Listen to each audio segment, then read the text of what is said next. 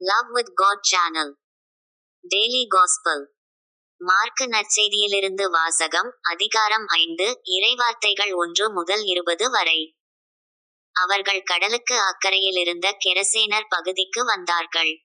இயேசு படகை விட்டு இறங்கிய உடனே தீய ஆவி பிடித்த ஒருவர் கல்லறைகளிலிருந்து அவருக்கு எதிரே வந்தார்.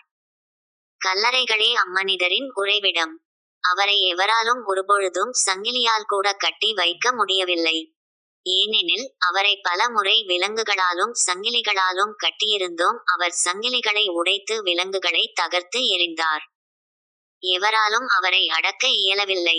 அவர் இரவு பகலாய் எந்நேரமும் கல்லறைகளிலும் மலைகளிலும் கூச்சலிட்டுக் கொண்டிருந்தார். தம்மையே கற்களால் காயப்படுத்தி வந்தார்.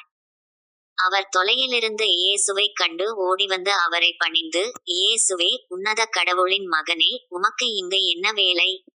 கடவுள் மேல் ஆணை, என்னை வதைக்க வேண்டாம் என்று உரத்த குரலில் கத்தினார்.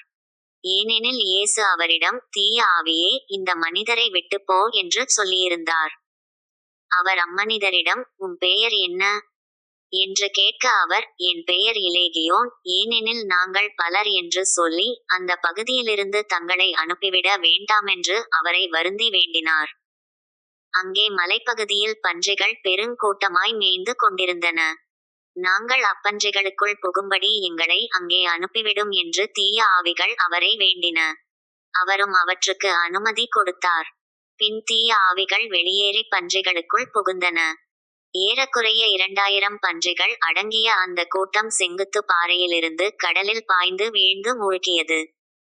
பன்றிகளை மேய்த்து கொண்டிருந்தவர்களோ ஓடிப்போய் நகரிலும் நாட்டுப்புறத்திலும் இதை அறிவித்தார்கள். நடந்தது என்னவென்று பார்க்க மக்கள் வந்தனர்.